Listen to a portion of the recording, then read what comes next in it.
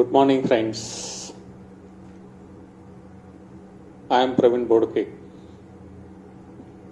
I am going to teach you a very fundamental chemistry in these 3 lectures.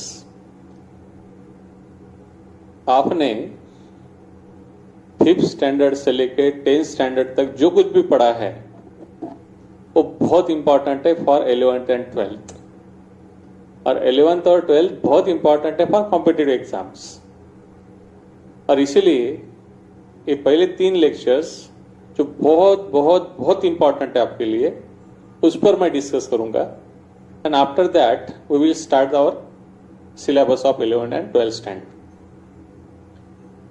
तो basic introduction बताता, अभी just आपका 10th finish हुआ, कोविड-19 सब तरफ फैला हुआ है, इसलिए सब प्रॉब्लम ही प्रॉब्लम है।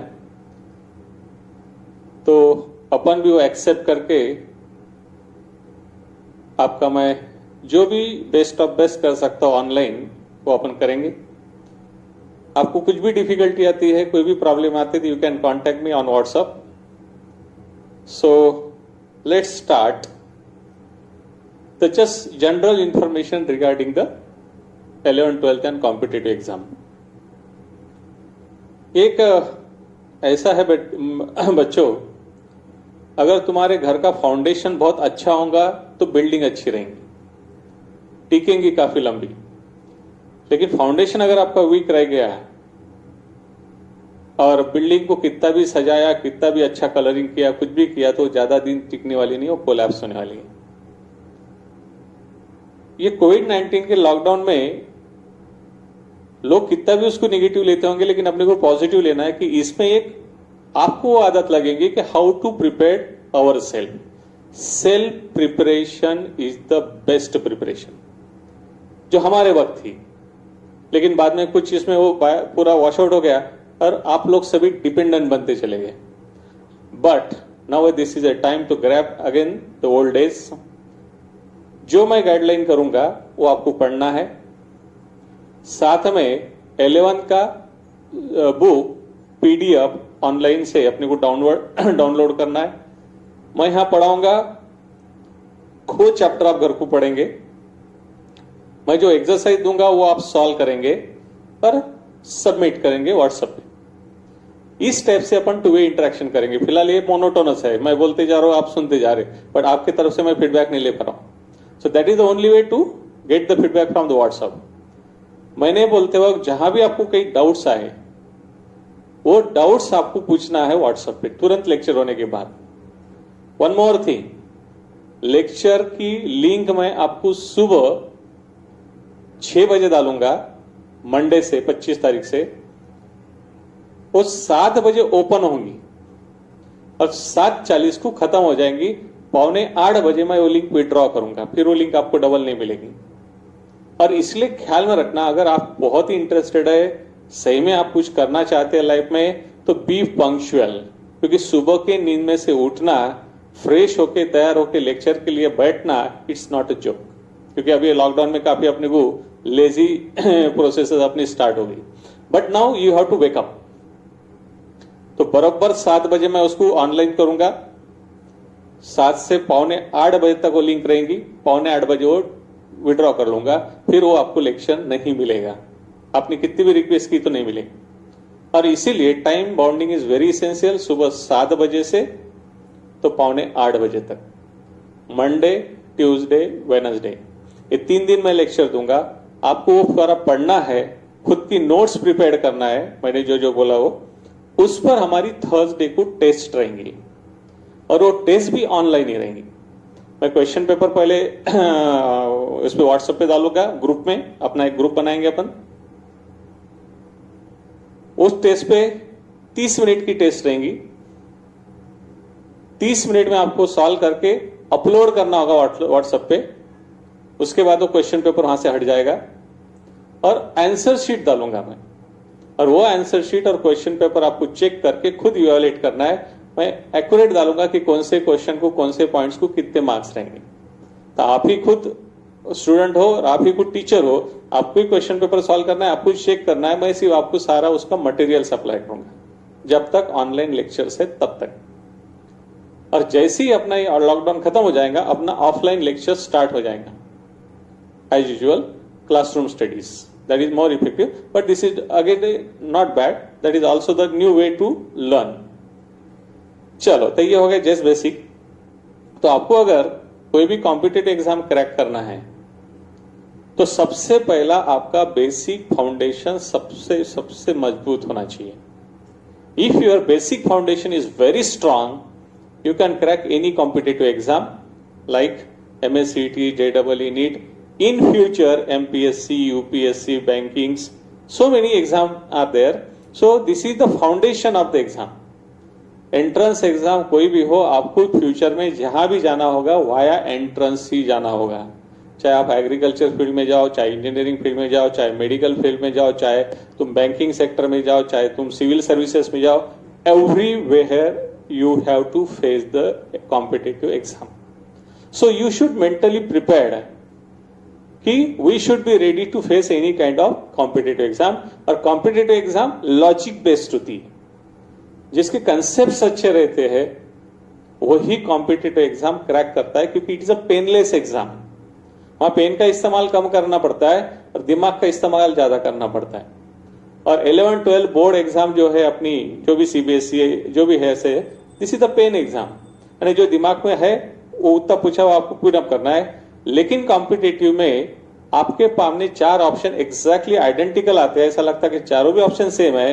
Then it will be very difficult to get correct answer. In that situation your knowledge is very important. If your idea is very crystal clear then you can crack the competitive exam. Otherwise 11, 12 में 90% भी marks आए तो competitive में मिलता नहीं क्योंकि 11, 12 ये learning process है, लर्न प्रोसेस है और वो कॉम्पिटिटिव एग्जाम में लॉजिकल प्रोसेस है. दोनों अलग अलग है. लेकिन फाउंडेशन तुम्हारा पक्का होना है 11, 12 का तो तुम बिल्डिंग को करें क्योंकि competitive exam is advance version. जो तुमने पढ़ा है उसका एडवांस वर्जन पढ़ना है. वहां पे the way of learning of competitive is different and the way of learning of board exam is different. Totally दोनों अलग अलग बातें है. But basic is 11, 12. Once you clear your ideas in 11 and 12 then you can execute in competitive exam. Okay, so एक scenario है. बाकी जब अपन offline में जाएंगे तो so many details will be given to you. आज अपन जस्ट डिस्कस करते हैं. ये फाउंडेशन है तुम्हारा कि फ्यूचर में क्या करना है, कैसे लॉजिक करना है, कैसे केमिस्ट्री पढ़ना है. तो एक कॉमन क्वेश्चन मैं आपको पूछता हूं, which is a most important things in your life. आपकी जिंदगी में सबसे इंपॉर्टेंट चीज इंपॉर्टेंस आप किसको देते हैं. Answer are different. कोई बोलेगा फूड, शेल्टर, क्लॉथ्स, कोई बोलेगा माँ बाप, कोई बोलेगा जॉब, कोई बोलेगा प्रोफेशन. ऐसे अलग अलग आंसर आते. लेकिन अगर आप सही में दिमाग लगा के अगर देखेंगे तो what is the answer? Can you guess it?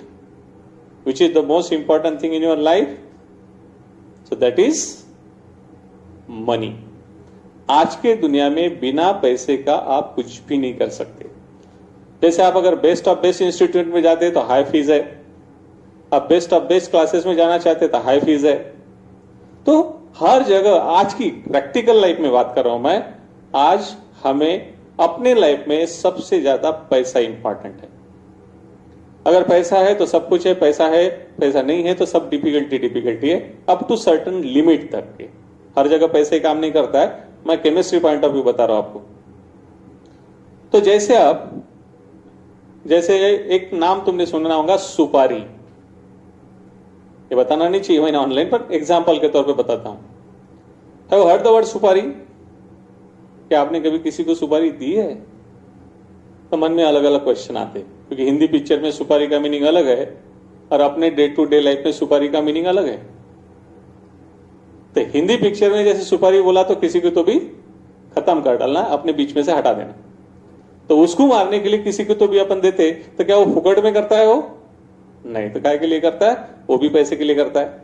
हम क्यों किसी को मारना चाहते हैं?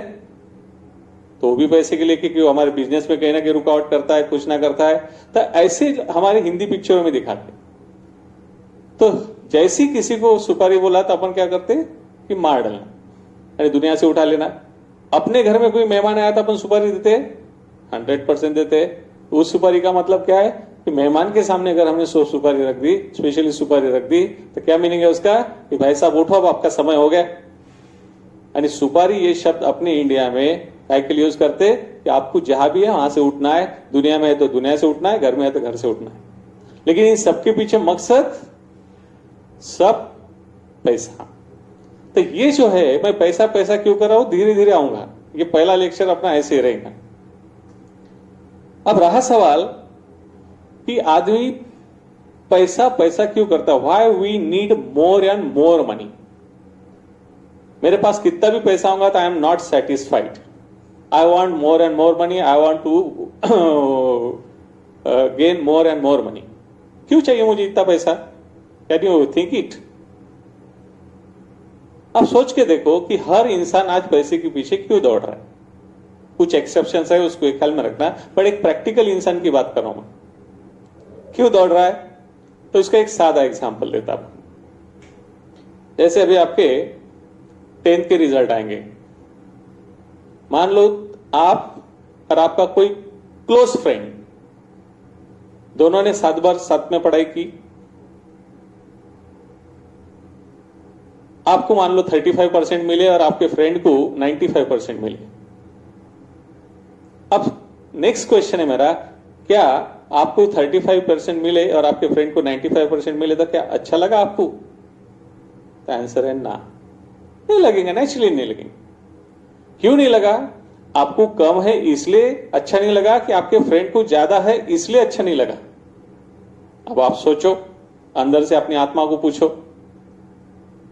तो बहुत सारे बच्चे बोलेंगे मुझे कम आया इसलिए नहीं अच्छा लग रहा है, कुछ बहुत रेयर बच्चे बोलेंगे कि मेरे दोस्त को ज्यादा मिला। लेकिन असलियत क्या है इसमें, अगर आपके फ्रेंड को भी 35% मिलते तो आपको बुरा लगता, उतना नहीं लगता कि चलो यार मुझे 35 है, मेरे दोस्त को भी 35 है, से बहुत से अपन भी मम्मी पापा को बोलते थे पापा मुझे थोड़ी 35 है, मेरे दोस्त को भी 35 है, यानी अपन ने अपना सेटिस्फेक्शन ढूंढ लिया। लेकिन अगर उसको 95% मिला तो अपने को अच्छा नहीं लगता है। क्यों, तो इनडायरेक्टली अपन ने अपने आप को अपने नियरेस्ट फ्रेंड के साथ कंपेयर किया है। अगर वही किसी और अरे गरे को 99% भी मिलता तो अपने को बुरा नहीं लगता था। बुरा क्यों लगा कि मेरा जो नियर एंड डियर है उसको 95% है, उसका मुझे गम है, मुझे 45 है, उसका गम नहीं है। अगर उसको भी 45 होता है तो आई एम सेटिस्फाइड, मैं स्टेबल रहता, मेरे कोई प्रॉब्लम नहीं। तो मेन प्रॉब्लम क्या है यहां पे कि we are always compare our self with our nearest stable. जो हमारा नियरेस्ट स्टेबल होता है उसके साथ हम कंपेयर करते हैं, इसलिए सदा अपने आप को अनस्टेबल फील करते हैं, जिसको अपने रेगुलर भाषा में, गावरानी भाषा में बोलते हैं जेलसी। एक आधे के पास कुछ अच्छी चीज आई, अपने करीबी वाले, अननोन के पास आती है तो हमें कोई लेना देना नहीं। तो अगर एक आधे करीबी के पास अगर कोई एक आधी अच्छी चीज आई कि अपना दिमाग खराब होना शुरू हो जाता है, and we will try to gain that things. वो चीज मेरे पास आनी चाहिए, और अगर मेरे पास नहीं आती है तो उसकी चोरी हो जाना चाहिए, तो उसके पास नहीं होना चाहिए। ये साइकोलॉजी बन जाती है। ये साइकोलॉजी होना नहीं चाहिए, that is a bad thing, लेकिन ये ह्यूमन टेंडेंसी है 90% में। और इसीलिए हमारे पास कितना भी आया था आज हम अनस्टेबल है। और इसीलिए जैसे अब मैंने कहा कि कंपैरिजन, तो अपने केमिस्ट्री में भी ढेर सारे एटम्स है। अपन भी एक से एक एटम है, हमारे घर में मम्मी अलग एटम है, पापा एक अलग एटम है, बच्चे अलग ही एटम है, टीचर अलग ही एटम है, सारे एटम ही एटम है। तो ये कभी स्टेबल नहीं हो सकते, उसके कारण अलग अलग। जैसे अभी मैंने कहा कि we are atom and we are always unstable because of comparison with nearest stable. तो हमारे केमिस्ट्री में भी जो एटम्स है वो सारे के सारे अनस्टेबल होते हैं, इसलिए क्योंकि वो अपने आप को कंपेयर करते नियरेस्ट इनर्ट गैस एलिमेंट के साथ, क्योंकि दुनिया के सबसे स्टेबल एलिमेंट है नियरेस्ट इनर्ट गैस एलिमेंट। तो वो उनके नियरेस्ट के साथ कंपेयर करते रहते और मनी मन अनस्टेबल होते रहते, और उसके जैसे स्टेबल होने के लिए वो किसी भी हद तक के जाते फिर। तो ये ख्याल में रखना है कि अगर किसी ने पूछा कि why we are unstable, the answer is due to comparison. लेकिन किसके साथ, विथ नियरेस्ट स्टेबल। ये जिंदगी भर स्लोगन याद रखना, आप कहीं पर भी जाओ पढ़ने, किसी ने भी पूछा आर यू स्टेबल, तो आंसर है मन में से, वैसे दिल से तो बोलते हैं हाँ आई एम स्टेबल, बट अंदर से कोई स्टेबल नहीं होता है. We are always unstable because we are directly indirectly comparing with our nearest table. उसके जैसा जब तक नहीं होता है तब तक अपन स्टेबल नहीं होते. उसके जैसे आ गया कि फिर अपन दूसरा नियरेस्ट टेबल ढूंढते, यानी मरते दम तक अपन अनस्टेबल के अनस्टेबल रहते, क्योंकि कंपैरिजन कभी बंद ही नहीं होता.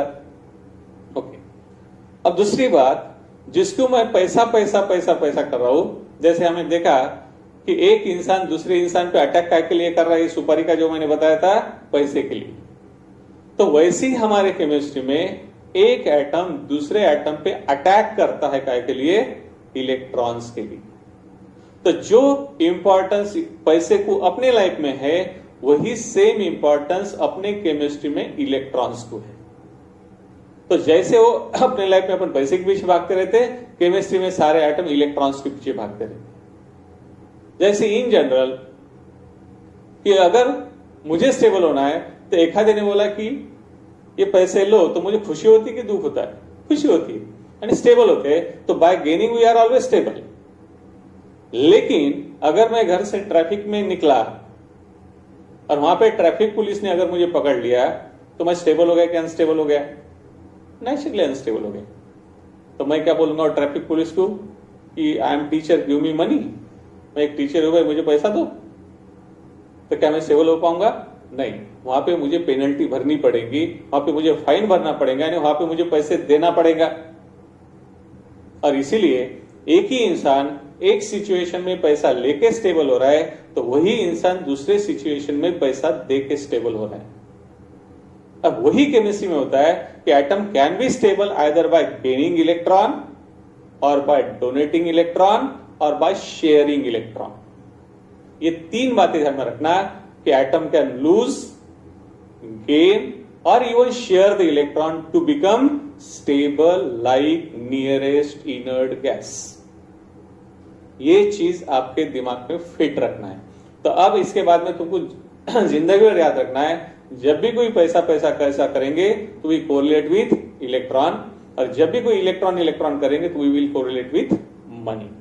So now once again, which is the most important thing in your life? That is money. So in our chemistry, that is electron.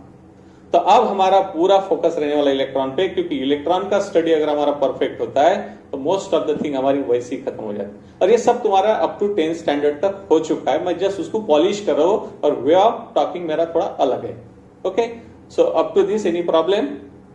Okay, अब अपन चलते अपना बेसिक पार्ट.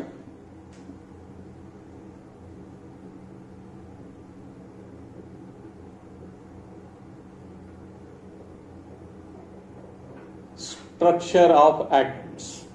बहुत बहुत बेसिक चीज है जो 5वीं 6वीं में सीबीएसई में आईसीएसई में पढ़, लेकिन फिर भी अपने को रिवीजन इंपॉर्टेंट है.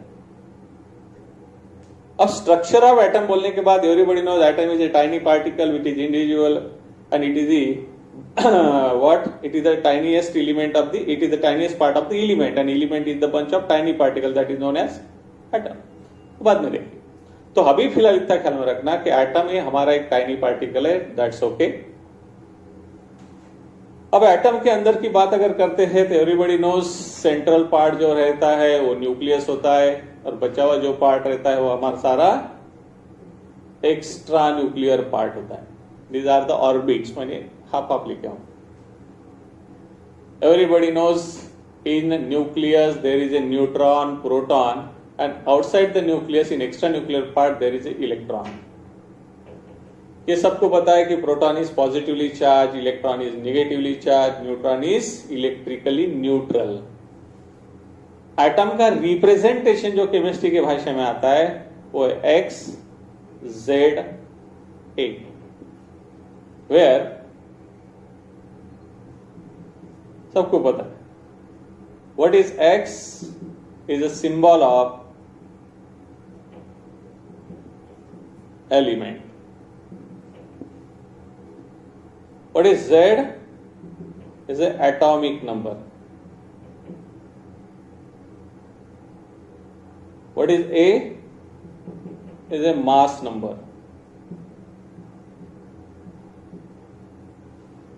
और एक और वर्ड आता है जो आगे अपने को N, capital N stand for neutron number. तो ये सारे नोटेशन आपने 10 तक के देखे हुए। अब मैं इनकी डेफिनेशंस चाहिए कि x is the symbol of element रहेगा, z is the atomic number है, a is the mass number है, this is the mass number, this is the atomic number. अब इनकी मीनिंग क्या होते हैं? सो अभी मैं आपको पूछ तो नहीं सकता हूं, लेकिन आपको होप्स हो कि it is you are very well familiar with this, but फिर भी बता देता है। एटॉमिक नंबर बोलने के बाद इसके दो मीनिंग अपने ध्यान में रखना कि किसी भी एटम का जितना एटॉमिक नंबर होता है उतने ही उसके पास टोटल नंबर ऑफ प्रोटॉन्स होते हैं, उतने ही उसके पास टोटल नंबर ऑफ इलेक्ट्रॉन्स होते हैं। आइसोलेटेड गैसियस एटम की बात कर रहे हैं, चार्ज आयंस की नहीं। और इसलिए एटॉमिक नंबर बोलने के बाद एक तो टोटल नंबर ऑफ प्रोटॉन और टोटल नंबर ऑफ इलेक्ट्रॉन्स रहेंगे। तो what is the definition of atomic number अगर कोई पूछता है तो it is a total number of proton present in the nucleus of an atom of element और total number of electron present in the extra nuclear part of the atom of the element. Okay, अब mass number क्या होता है? तो mass number is the sum of protons and neutrons, यानी आपके atom में जितने टोटल नंबर ऑफ प्रोटॉन है, जितने टोटल नंबर ऑफ न्यूट्रॉन है, इसकी जितनी सम होती है, that sum is called mass number. And that's why the definition of mass number is what? It is defined as the sum of total number of protons and total number of neutrons present in the nucleus of an atom of the element. और ये तीसरा जो आता है neutron number, हमें मालूम है कि मास नंबर ये प्रोटॉन प्लस न्यूट्रॉन है, एटॉमिक नंबर ये प्रोटॉन और इलेक्ट्रॉन है। तो हमें अगर बोला कि न्यूट्रॉन कितने हैं तो मास नंबर में से प्रोटॉन माइनस करो तो बचे हुए न्यूट्रॉन रहते, और इसलिए न्यूट्रॉन नंबर का फॉर्मूला यहां पे so n equals to a minus z। यानी मास नंबर में से मैंने अगर एटॉमिक नंबर माइनस कर दिया तो बचे हुए जो होते हैं वो नंबर ऑफ न्यूट्रॉन्स होते। बहुत बहुत सिली पॉइंट है, लेकिन अपने लिए बहुत जरूरी है, क्योंकि आगे के हमारे जो कैलकुलेशंस रहते हैं न्यूक्लियर केमिस्ट्री, इलेक्ट्रोकेमिस्ट्री, ये जो चैप्टर्स है ये छोटे छोटे कंसेप्ट पे डिपेंड है, और अपन इसको इग्नोर करते और छोटी छोटी गलतियां कर बैठते। अब रहा सवाल, दुनिया का कोई भी एटम हो, हमने पहले कहा कि total number of proton and total number of electrons are same, so total number of positive charge and negative charge are same, and therefore any atom is electrically neutral. समझ में आया? तो इस तरीके से पहला पार्ट हो गया।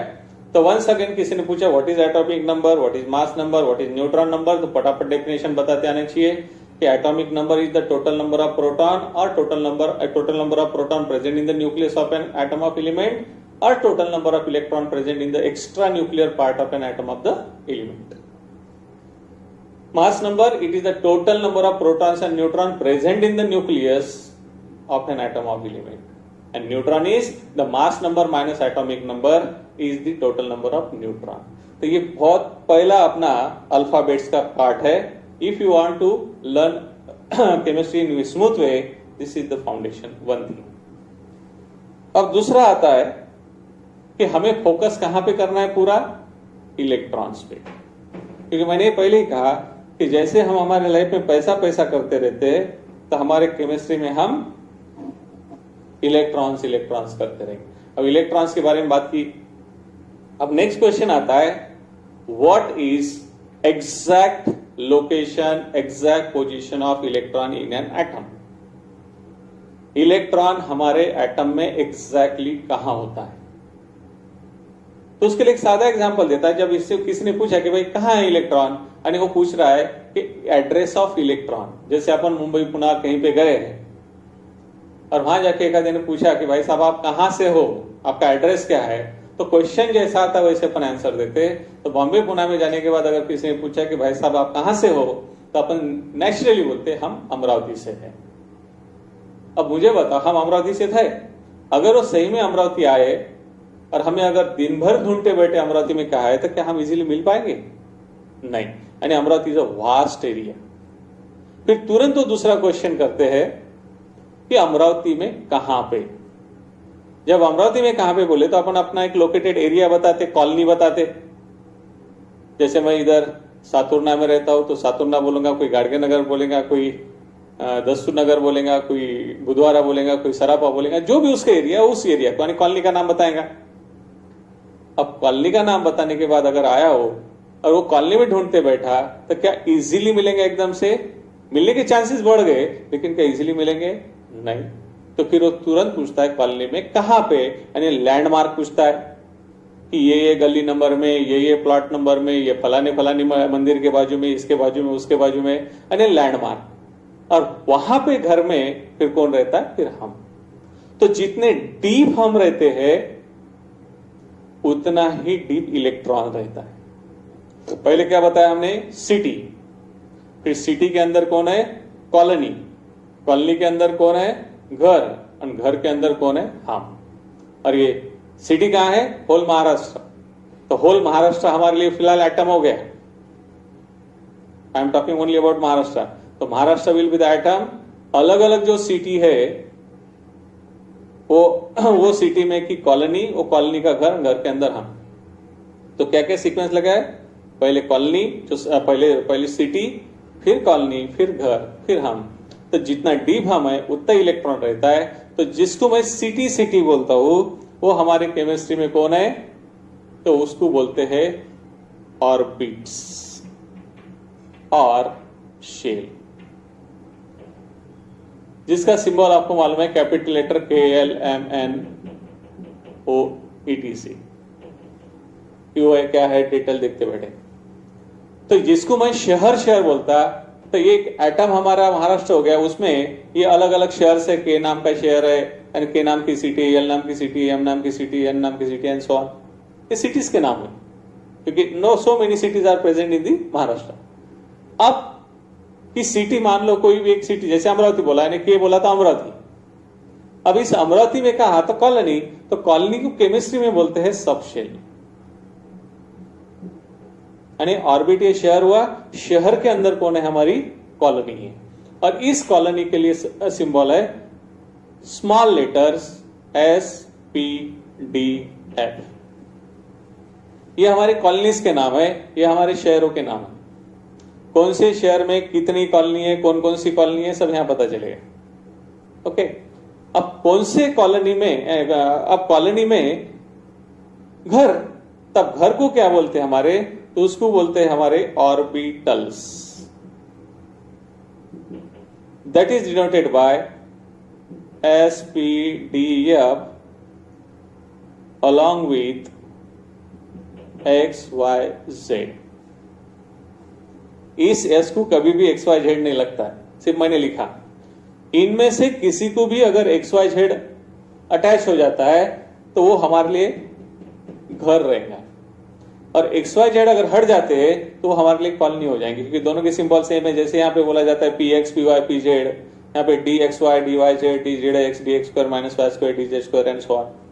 तो सिंपल, अभी ज्यादा कॉम्प्लिकेटेड नहीं करना है अपने को, इतना ही ख्याल में रखना है कि ये हमारा शहर है, ये शहर के अंदर एक कॉलोनी है, ये कॉलोनी के अंदर एक घर है, और उस घर के अंदर हम हैं। समझ में आया? तो इस तरीके से where is the electron? Electron is present in the orbitals. Where is the orbitals? Orbitals are present in the subshell. Where is subshell? Subshell is present in the orbit. Where is orbit? Orbit is present in the atom. चले अपन पीछे पीछे पीछे। अब रहा सवाल कि हमने पहले ही कहा कि जब एक इंसान दूसरे इंसान पे अटैक करता है, क्या के लिए? पैसे के लिए। तो वैसे ही हमारे केमिस्ट्री में जब एक एटम दूसरे एटम पे अटैक करता है इलेक्ट्रॉन्स के लिए, तो कहां अटैक करता है? तो एक एटम दूसरे एटम के ऑर्बिटल्स पे अटैक करते हैं, क्योंकि ये हमारी तिजोरी है, ये हमारा लॉकर है, क्योंकि इलेक्ट्रॉन उसके अंदर भरे। और कोई भी हमलावर शहर पे तो हमला नहीं करेगा, कॉलोनी पे तो हमला नहीं करेगा, वो सीधा उसके घर पे अटैक करेगा। घर पे अटैक क्योंकि सुबह ही मिलेगा पैसा। और इसलिए ख्याल में रखना कि जब एक एटम दूसरे एटम के साथ बॉन्ड बनाना जाता है, एक एटम जब दूसरे एटम के साथ अटैक करता है, तो एक एटम का ऑर्बिटल्स ये दूसरे एटम के ऑर्बिटल्स के साथ इंटरैक्ट करता है। यानी हमारे लोकल लैंग्वेज में atom attack on, every atom attack on each other where orbitals of other. तो ये ख्याल में रखना तो where is the electron in an atom? It is in orbitals. Where is orbital? It is in subshell. Where it is subshell? It is in orbit. Where is orbit? Is shell. अब ये सब पढ़ने के लिए हमें detailing में जाना है. अब पहला क्वेश्चन ये तो ख्याल में रखना कि ये कोडवर्ड जो बना के दे रहा है ना, that codeword is very important in our chemistry. कि जब भी मैंने सीटी बोला तो फट से ऑर्बिटल शेल अपने ध्यान में आना चाहिए. अगर मैंने कॉलोनी बोला तो सबशेल ध्यान में आना चाहिए और सिंबल भी ध्यान में आना चाहिए, क्योंकि आगे कॉम्पिटिटिव में ईसी का इस्तेमाल हमारे को बहुत केयरफुली करना है. और घर बोला तो ऑर्बिटल्स ये भी ध्यान में आना चाहिए. तो इस तरीके से इलेक्ट्रॉन्स हमारे ऑर्बिटल्स में होते. अब एक मेन इंपॉर्टेंट पार्ट है कि हमारे एटम में कितने ऑर्बिट्स है, कितने शेल्स है, कितने सबशेल है, कितने ऑर्बिट, ये कौन बताता है सब? हमको तो एटम ही नहीं दिखता, तो ये कहां से दिखेगा? तो उसके लिए हमारे केमिस्ट्री में क्वांटम नंबर नाम का एक कंसेप्ट है. आपने 10th तक के सीबीएसई में तो 100% पढ़ा है, आईसीएसई में पढ़ा है, बोर्ड में I don't know, but board में भी हो सकता है क्योंकि अभी बोर्ड का भी सिलेबस काफी एडवांस हो गया. तो जैसा हमारे ये न्यूक्लियस है और ये सारे हमारे शेल्स है, तो K L M N O and so 1 2 3 4 5. First shell, second shell, third shell, fourth shell, fifth shell. तो हमारे एटम में कितने शेल है, कौन से शेल में कितने सबशेल है, कौन से सबशेल में कितने ऑर्बिटल्स है, ये सारी डिटेल इंफॉर्मेशन हमें कौन देता है? वो देता है quantum number.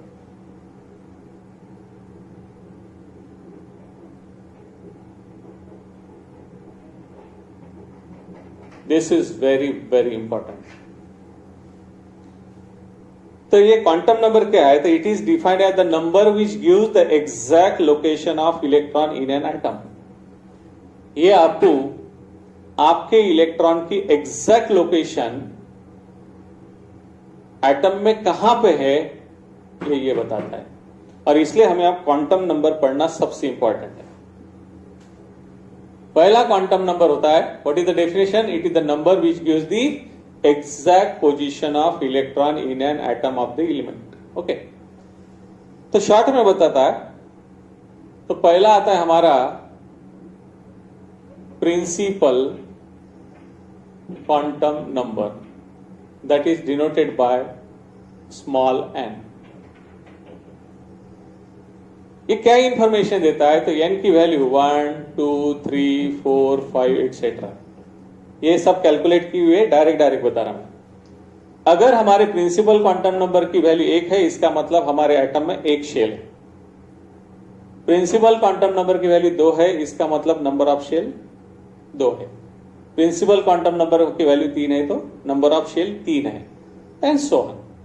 So principal quantum number gives an idea about total number of shells present in an atom of the element. कौन से एटम में कितने शेल्स है, कितने ऑर्बिट्स है, ये हमें प्रिंसिपल क्वांटम नंबर बताता है. और सेकंड क्या इंपॉर्टेंट चीज बताता है? It decide the size of the atom, volume of the atom. क्योंकि जितने नंबर ऑफ शेल ज्यादा रहेगा उसकी साइज बड़ी रहेगी, और जितने नंबर ऑफ शेल्स कम रहेंगी उतनी साइज कम रहेगी. यानी दो बातें ख्याल में रखना है कि आपको प्रिंसिपल क्वांटम नंबर क्या क्या बता रहा है. तो principal quantum number indicates total number of shells present in an atom of element, and it also decide the size, that is the volume of that. Greater the number of shell, greater is the size, smaller the number of shell, smaller is the size, and their value is n is equal to this one. फिर आता है हमारा azimuthal quantum number, that is denoted by small l. Azimuthal quantum number क्या बताता है? तब कौन से शेल में कितने सबशेल है, ये हमें एजीमुथल क्वांटम नंबर बताता है. And azimuthal quantum number indicates how many number of subshell present in the shell. और इसका फार्मूला यहां पे है l is equal to n-1. तो हम 4 तक के जाएंगे. n is equal to first shell, n is equal to second shell, n is equal to third shell, and n is equal to fourth shell. Fourth shell onward अभी practically IUPAC ने सबके constant रखे, लेकिन 4 shell तक increase होता है. 4 and onward अभी आईयूपीएससी ने अप्रूव नहीं किया, इसलिए अपन वो बात नहीं करेंगे. बट अप टू 4 तक की अलाउड है, उसके बाद सबकी वैल्यू सेम है. When I put the value here n, is equal to 0। ये बता रहा है कि फर्स्ट शेल में एल की वैल्यू 0 है, 0 इट सेल्फ इज इंटीजर, एक इंटीजर है, और इसलिए बताया गया कि फर्स्ट शेल में एक सब शेल है, उसका नोटेशन उन्होंने एस दिया है, and L is equal to 0 stand for S. ये आपके दिमाग में रखना है। ये सारे नोटेशन कहां से आया, बहुत बड़ी हिस्ट्री उसकी क्वांटम नंबर की, अपन डायरेक्ट लेते हैं। In first shell the value of L is equal to 0. 0 is what itself is one integer, and that's why it has only one shell, only one subshell, and that subshell is S. तो पहले shell में सिर्फ एक ही subshell. Second, so L is equal to 2 minus 1, so it is 1, उसके पहले आता है 0, तो डायरेक्ट 1 नहीं आता है, तो this indicate that second shell having two subshell, one L is equal to 0 stand for S and L is equal to 1 stand for P। तो ऐसे हमारे सेकंड शेल में दो सबशेल आते S और P according to azimuthal quantum number. फिर मैं जाऊंगा थर्ड में, तो L इज इक्वल टू यहां पे आता है 3 minus 1 इज इक्वल टू 2, लेकिन 2 के पहले हमारे पास आता है 1, उसके पहले आता है 0, and that's why in third shell there are 3 integer, mean they have a 3 subshell. L is equal to 0 stand for S, L is equal to 1 stand for P, and L is equal to 2 stand for D, and that's why in third shell there are 3 subshell। तो ये हमारे ध्यान में। Fourth shell में अगर गए हम, तो L is equal to 4 minus 1 equals to 3, 3 के पहले 2, उसके पहले 1, उसके पहले 0, and in fourth shell there are 4 integer that indicate there are 4 subshell। So L is equal to 0 is always S, L is equal to 1 is always P, L is equal to 2 always D, and L is equal to 3 always F। और इसलिए fourth shell में S, P, D, F रहते और आगे S, P, D, F continue नहीं। तो कौन से शेल के अंदर कितने सबशेल है, ये हमें किसने बताया, एजीमुथल क्वांटम नंबर। ओके, एक ख्याल में रखना। फिर आता है तीसरा कि कौन से शहर में कितनी कॉलोनी, ये तो हो गई। अब कौन से कॉलोनी में कितने घर है वो देखना है, तो वो बताया हमें magnetic quantum number, that is m। It is calculated by the formula twice L plus 1। तब हमारे पास 4 सबशेल है। एक L इज इक्वल टू 0 का मतलब S, L is equal to 1 का मतलब यहां पे हमारे पास है P, L का मतलब यहां पे होता है हमारा L इक्वल टू का मतलब D, और L इज इक्वल टू 3 का मतलब होता है F।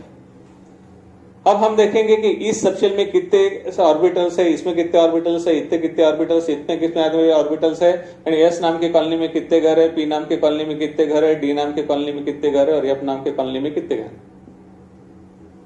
अब यहां पे मैं डालूंगा, तो M is equal to 2 into 0 plus 1 is equal to 1। यानी ये बता रहा है कि यस नाम के कॉलोनी में एक ही घर है, यानी yes subshell having only 1 orbitals, not more than 1। P में डालेंगे यहां पे 2 इंटू 1 प्लस 1 इक्वल्स टू 3, यानी L की वैल्यू 1 डाला, 3 हो गए। एंड ये बता रहा है कि P नाम के कॉलोनी में 3 घर है, जिसको आप बोल सकते हैं यहां पे एक PX नाम का, एक PY नाम का, एक PZ नाम का। वो डिटेल में अपन कल देखेंगे। So L is equal to 1 मैंने P डालते बराबर M is equal to 2 into 1 plus 1 is equal to 3, यानी P नाम के सबशेल में 3 ऑर्बिटल्स है, PX, PY, PZ। ये कौन बता रहा है हमें, मैग्नेटिक क्वांटम नंबर। इनकी वैल्यूज अलग अलग है। इसकी वैल्यूज लिखना है तो यहां पे लिखा जाता है हमारा 2 प्लस माइनस 1, तो अपन बाद में देखेंगे यहां पे। फिर तो यहां पर आता है हमारा 2 इंटू 2 प्लस 1 इक्वल्स टू 5, यानी D सबशेल हैविंग 5 ऑर्बिटल्स। वो 5 ऑर्बिटल्स हमारा है DXY, DXZ, DXY, DXZ, DZX, YZ, ZX, DX square minus Y square and DZ square. ये तुम्हें देखते हो छोटे छोटे दिखेंगे, लेकिन अगर आप लोग लैपटॉप पे दिखते हैं तो आपको बड़ा दिखेगा। मोबाइल में वो छोटा छोटा दिखेगा क्योंकि डिस्टेंस है यहाँ पे 5 फीट का, तो यहाँ मैं अगर बहुत बड़ा लिखूंगा तो ये बैठेंगे नहीं कुछ। So it will be difficult on mobile, so better way you go on laptop, अगर है आपके पास तो, नहीं तो फिर मोबाइल पे आप वो वीडियो को एनलार्ज कर सकते कि यहाँ क्या लिखा है करके, एनलार्ज करके देख लेना कि क्या लिखा है करके, नहीं तो otherwise it will be difficult to see. अब बारी आती है हमारी तीसरे की, तो m is equal to 2 into 3 plus 1 equals to 7, और यहां पे F नाम के सबशेल में 7 ऑर्बिटल्स है। तो इस तरीके से ये बता दिया अब हमारे कि कौन से कॉलोनी में कितने घर है। तो in S colony there is only 1 home, in P colony there are 3 home, in D colony there are 5 home, and in F colony there are 7 home. और एक लास्ट में आता है spin quantum number that is S। और इस बंदे का कहना है कि no orbitals can have more than 1 electron and they should be of opposite spin. No orbitals can have more than 2 electron, not 1। No orbitals can have more than 2 electron and they should be of opposite spin. इसका मतलब क्या है, ये बता रहा है spin quantum number कि हर एक घर में कितने लोग। तो उसका कहना है हर एक घर में, हर एक ऑर्बिटल में सिर्फ 2 ही लोग रहेंगे, उसमें भी हस्बैंड वाइफ अपोजिट जेंडर।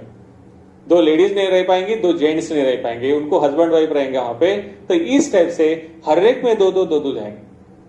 और इसीलिए एफ सबशेल के अंदर हम 14 इलेक्ट्रॉन भर सकते हैं, क्योंकि उसके अंदर 7 घर है और 7 घर में हर एक घर में 2-2 तो 14 हो गए। तो F subshell having maximum 14 electron.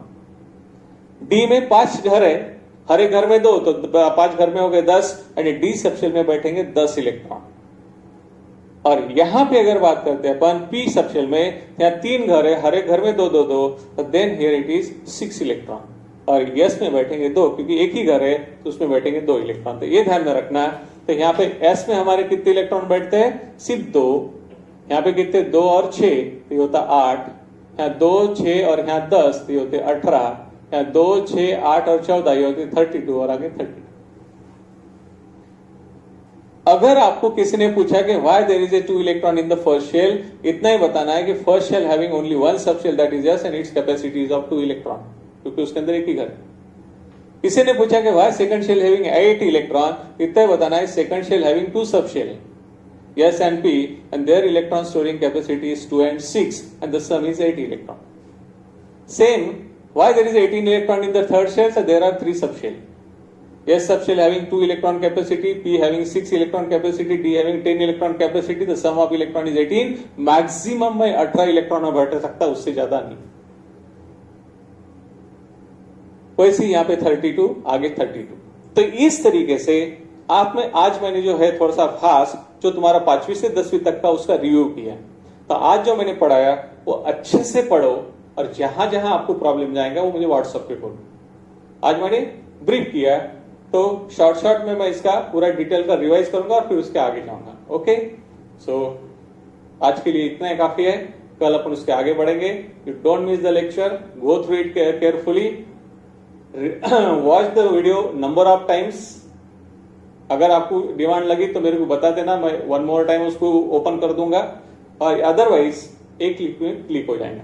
तो कल मंडे सुबह 7 बजे चालू करूंगा, 7:45 बजे बंद करूंगा, 45 मिनट के लिए चलेगा। तो इस तरीके से हमारा पहला लेक्चर हो गया। ओके, तो कल बाकी का अपन इसका आगे सेकंड लेक्चर में देखेंगे। Thank you very much.